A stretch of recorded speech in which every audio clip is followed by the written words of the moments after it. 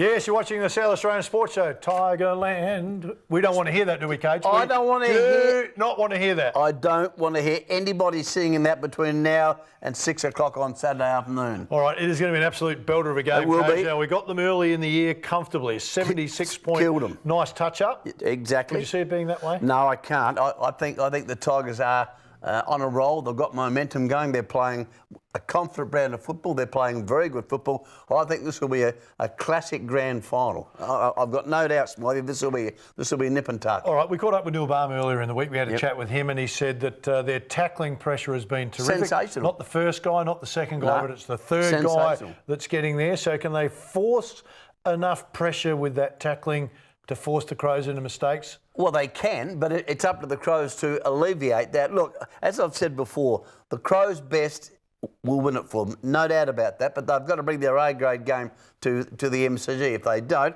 then the Tigers could get under their guard. But I'm confident the Crows. But they've been the best side all year. They've played the best footy all year. Minor premiers, you would think they'd get the job done. All right, Monday night, Dusty Martin wins the Brownlow medal. He's now has to be the 14th player if Richmond were to win it. So over the course of the journey... Means nothing. Only 13 players have won a Brownlow and then a grand final. So the numbers favour the Crows based on that, Coach. Yeah, it means nothing. Not surprised, Dusty Martin? No, look... Were you glad it turned out the way it did, though? Well, I am. But I would have hated the situation to arrive where Patrick Dangerfield, who's had a wonderful year, got more votes than Dusty Martin. That would have taken a bit of the gloss off it. It would have made the whole affair sad, I think. So it turned out the right way. He won by 3. He was the best player all year, and the umpies got it right. All right, Rory Sloane, the number 1 pole getter with 20 for the Crows. Then Matty Crouch at 11. Did you think Matty might have got some? Look, he played better football than that, but the problem with Matty Crouch, Smiley, is that he just gets kick after kick. He's the accumulator. He's an accumulator, and he's not the sort of player, and I say this respectfully, that grabs the attention of the umpire. He's not that flashy burst in crash. He's just the accumulator. And he had a wonderful year. For the power, Ollie Wines with 18. I think Brad Ebert with 15. I thought Robbie Gray would have pulsed. I thought Robbie Gray might have gone a bit better too. I don't think he was recognised as much as he should have been by the umpires. Is it because he's not flashy, just efficient? Well, the same thing. He's a workhorse. He's in there. Occasionally he does the flashy thing, but again, I don't think the sort of player that really grabs the attention of the umpies. Which is interesting because you think Eddie Betts would have got in the top 5. I mean, Big Sauce with 10. We thought he might get a little better, but were you surprised that Eddie wasn't in the top 5? A little surprised, but playing in the forward pocket. But then again, he is the sort of player that does the unbelievable. Look at those goals he kicks and so forth. A little surprised. All right. We know Sauce Jacobs is a favourite of ours, big favourite, and he is going to play a massive part in the win. What if both coaches came out during the week and has said to us, get to the game, you're going to see Sloane and Martin go head-to-head. That'd be enough just to get you the game, just that matchup. Well, it would. Look, two classic competitors, both tough and hard. It would be the clash of the day. That won't happen. No, it won't happen. It might be a moment, but they'll put somebody on Martin. No question.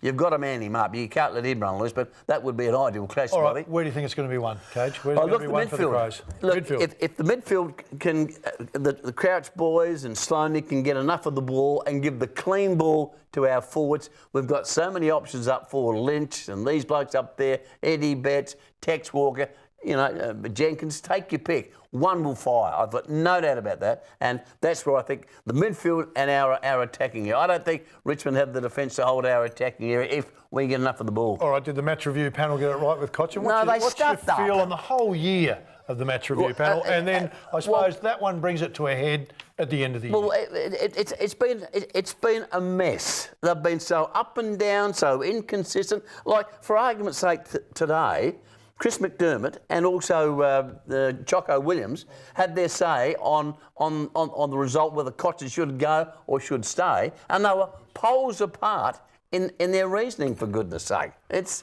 ridiculous. So Choco believes that he should have got a game. Choco said he should have gone. For his hit on Shields. And McDermott said that they got it right. Got it right. Have they been able to get it right over the course of the year? They need to change the format. Look, the players are confused, the supporters are confused, everybody's confused, and they've got to revamp that match review panel. It is not working. It's a disgrace. It's a blight on the game. All right, let's shift gears for a little bit off of footy onto cricket.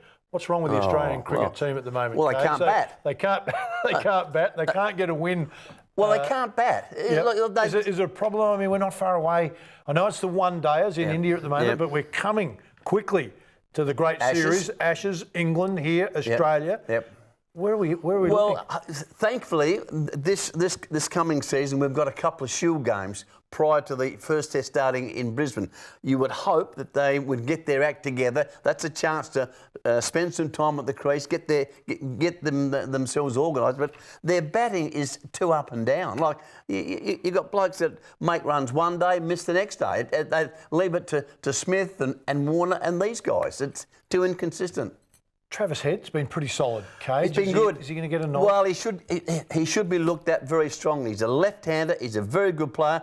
Khawaja, Maxwell, they've all had their chances and haven't taken it. And I'd be looking at Travis Head for sure. The very strongly. Keeper, Wade, can he hold his spot? No. Alex Carey's the best keeper in this country. So you think he would come in for him? Well, they're talking about him or Neville coming back. I would go for Alex Carey. He's the best club man in Australia. All right, when you talk to the players, Cage, they all talk about wanting to play Test cricket. Yep. Over the journey, though, big bash in now, one day. Yep. Is it bad habits for the players? Is it not helping the Test cricketers develop the skills that we need for Test cricket? I think it's having an effect on the technique of some of our players. There's no doubt. Look, we've got to find the right mix. You can't go too far with the big bash to one days. You've got to protect your technique. If you haven't got the technique, you're not going to make runs at Test cricket, Smiley. It's as simple as that. And I just don't think we've got the right balance at the moment. But gee whiz, we cannot make runs on the subcontinent. We are hopeless over there. Saying that about our batting, the English batting doesn't look much better though, does it? No, they're top order. You take Joe Root out of it, and they are in trouble. So if he has an ordinary summer here in Australia, we're right in the ballpark because their top order has been very much up and down the pumps. Look, here in Australia, we'll beat them under our conditions, but we want to lift our batting. All right, quickly, just before we go, Sturt Magpies on the weekend. Sensational contest. Could not have been better, could it? No, I know we spoke with Jerry Cotton earlier in the show, but 40,000 fans, Coach. Could you believe 40,000 fans pack in? Adelaide Oval. It was a fantastic atmosphere. Came down to a one-point game. You know, Sturt got out early. Port came back at them in the last quarter. Couldn't have been better picture for the SANFL moving forward. It was a fantastic promotion for the sample. No doubt about that, Smiley. In the last quarter, the performance by Sturt, I thought they were gone when Port drew level. I thought they were in trouble, but they lifted another gear, and the tackling in that last quarter and the contest in that last quarter was absolutely unbelievable, and full marks for the Double Blues. All right, Cage, the viewers want a margin. What is it going to be Saturday at about 5 o'clock? I reckon about 16 points to the Crows. They are. 16 points to the Crows. All right, I hope you're right, Cage. Hope you've enjoyed the show, everybody. Look forward to your company next week. Cage, great to have you on the panel. Go the Crows. Go the Crows.